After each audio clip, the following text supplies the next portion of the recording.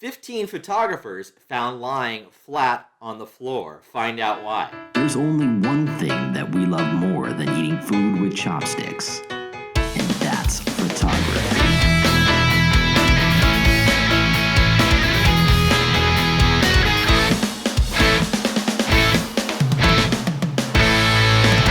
So Mark, tell me why, and it's a tongue twister, why there are 15 photographers found lying flat on the floor. Well, I'll tell you why 15 photographers are found lying flat.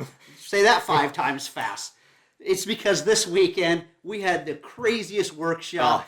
It was an action workshop, and the picture you were looking at was we had those aerial silk dancers that we were shooting up in the air, and it was a blast. Yeah, we taught some really cool concepts, stuff that people often don't think about. You know, even just the fact that people, when they take the picture, right, you're taking your picture and you just stand there. But we said, get down low. In fact, lie on the floor. And everybody did it. It was really a cool moment. It was fun. You know, what was really interesting, it always reminds me that when we talk photography, rarely are we ever talking right way versus wrong way. Because a lot of times it's whatever you prefer to do. And I like that because I like the fact that people are going to hire people based on not just their skill, but their style. Mm-hmm. So, you know, we talked about freezing action. Yep. Some of the times we were like, hey, do you want to make the background blurry? Do you want to make the actor a little bit blurry? Do you want to freeze them to where everything's, you know, not moving at all? We had a lot of people that go, well, no, I like the fingers and feet kind of still a little bit blurry to show that movement. So, and even like the panning, you know, how do you pan someone that is just doing high impact action, someone that's flying along? Yeah. You know, can you make that person completely sharp while you're panning? Was a real big challenge for most people. Here was the one that seemed to be one of the most challenging. I thought this was going to be something everybody would say, I already know how to do it. Yeah. Well, in theory, they all knew how to do it.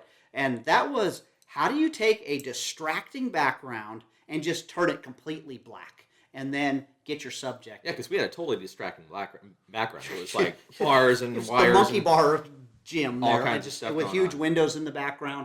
But we were able to turn it completely black and make some incredible portraits. So you know what I think we should do? Yeah. I think it should be time to... Let's go go pull take out the walk. Our photo walk. Let's go ahead. Let's go take a photo walk. And let's go follow me. Let's take a photo walk. All right. So for our photo walk today, this is something I said that we had done at our workshop. It's kind of beautiful out here. It's a little bit of a wintry day, though.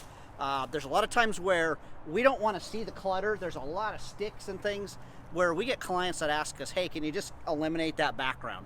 And this is something I know you know how to do, but you need to get out and do it. So the first thing I'm going to do is I'm going to figure out, how do I get rid of that background? How do I make it black? So the first thing you're probably thinking is the same thing I am, and that is, let's close that lens down. So we need to go to a bigger f-stop number. So, you know, normally I might shoot this on a day like today where I may be somewhere like 5.6 or even wider for a portrait, but I know if I want to make this black and make everything go away, I'm going to have to stopping my lens down. So I'm going to take a shot here without the flash on. I am just going to set it up for something like f/18, and let's see what that looks like. I take a shot. I am at a 200th of a second. So that wasn't completely black. All right. Let's roll up to f/22. And it's pretty much completely black. There's nothing back there. But now Steve, our model today, is just, you can't even see him there. So what I'm going to do is I'm going to go ahead and turn my flash on, and then I'm going to shoot this in TTL through the lens. I'm going to let the camera decide how much power this needs to overpower the darkness to light my subject. So let's take a shot now with the flash.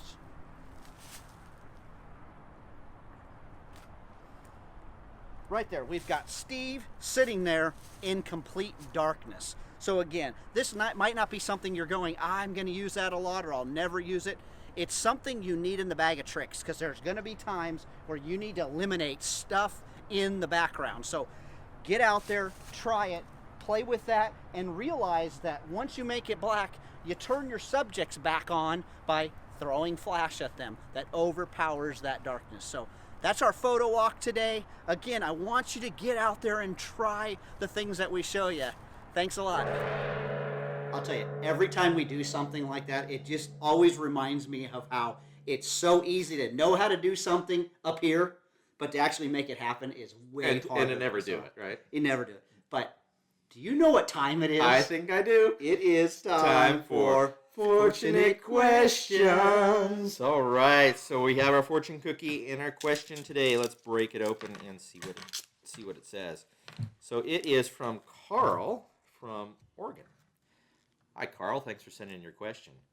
So it says, I have one flash, and my friend has studio lights. His pictures always look so much better. It's a dual-sided question. All right, so the backside also continues, says, his pictures always look so much better. Do I need to move to studio lights? Well, this is funny that this question came up because we saw that in our workshop this weekend. Yeah. Remember, we had Kyle that came, and he pulls out of his bag 2 Profoto B1s. awesome equipment. Incredible. Like my I mean, mouth this is is the holy drooling. grail, It's like, the "Ah." holy grail of flash equipment. And you watch people scatter. They like didn't want to be near him because they were afraid they had inferior They thought he was stuff. too professional. Too right? professional for him. And he did amazing work, but one of the things right away, I found our friend Mike that was inside the workshop and went, Mike, grab your 2 flashes, because he's like, I just have flashes. I go, do exactly what Kyle's here, put one light here, and let's see what happens. It was pretty cool, actually, the outcome. I mean, I saw the back of the camera. Exactly. Back of the camera, you couldn't tell the difference. I'm sure, a lot of you out there would say, oh, let's zoom in on it, and you might find harsher shadows or something, but man, is studio equipment, there are times when we need to use it, but do we have to use it? No. Use the equipment that you have. Learn how to use those things. That's really what it comes down to, is the equipment that's in your bag is, I mean, Chase Jarvis always said that. He's kind of coined the thing where it said, what's the best camera, right? Yep. He wrote that little book, one what's that- the best the camera? one It's that's the with one you. that you have with you. Yep. So, same thing. If you've got one flash, at our workshops, we teach you how to create amazing photography, incredible images just with one flash. You can do it with a whole slew of studio strobes. You can do a slew of strobes, but a whole bunch of strobes, and you can create an incredible image. But you don't have to go there. Yeah. So it's really about just getting stuff out of the bag and using it. yeah. So awesome question. Come to our workshop sometime, and we can actually show you how to take that one flash and make magic from one flash. So go ahead and send us your questions. We will crack them open every week here on our show. But now I think it's time to talk raw. Talking raw. Talking raw. All right. So we got some It is sushi time. here today. Where's this from? This is from Umi Sushi, right in Roseville, California. That's amazing. Just a white dragon roll. Well, today we have a cool tip for you. This can be done in Lightroom, which was what we're going to do it in, but it also can be done in Photoshop, in Camera Raw. In late 2015, they added a feature inside both of those products that's called dehaze. The It's dehaze something slider. a lot of people don't even know it's there. No. When I was teaching it across the country, it wasn't until the beginning of last year that I discovered this tool in there that people started talking about. And I use it, I shouldn't say all the time, but there's many times when I use this tool. And I'm going to show it to you right now. So I've got a photo opened up here. And what we're going to see is we're going to see a lot of haze in this image. And this is actually a smoke in the air. And if I go ahead, if you go underneath the Effects tab inside of Lightroom, or it's also inside of Camera Raw, you're going to see a slider down here in the bottom called dehaze. If I move it to the left, which I rarely do, you're going to add a little bit of haze into that. It just creates makes it more. look It just dirty. But I have used it very effectively if you do those sunset pictures of a lot of engagement stuff. Sometimes you want to put a little more haze inside it to show that. But look when we turn it to the right. Remember, this is physical smoke. Look at that. It's just gone. Just by sliding it to the right a tiny bit. I've never actually used it that way. Really? One of the ways that I use it, I've got this picture up here now of this gas station when I was down at Imaging USA in San Antonio. But there's no smoke or anything in that image. But watch what you can do with the sky. Now, trying to take a picture like this where it's overcast and, it's contrasty. It's the middle of the day, right? It's like 1 o'clock in the afternoon. Yeah, that's just a white sky you got But there. I want to bring back that sky a little bit. Now, I can just move that dehaze slider to the right, and you can watch what's happening just to the sky. Oh my goodness, there's Right. blue. Yeah. So I didn't even notice that there's blue, but notice if I do it like at 75%, I pick up that blue, but I'm not really affecting any of the picture. I didn't see, yeah, when you slid, I didn't see which anything is really, change really to the cool. Texaco So I'm not station. adding blue, to the Yeah. image, which can happen sometimes. I'm Okay. just simply bringing back that sky that wasn't there, I thought. Yeah. But there actually was some blue in the sky. And I noticed that you didn't do that to 100%. No, What never. happens at 100%? Well, watch this. Check this out. If I do it to 100%, Ugh. now I've actually ruined the image. Yeah, that blue, it doesn't look gives natural. It gives that overcooked, color image. It's Exactly. not what I'm looking for. But if I back it off to between 65 and 75%, Okay.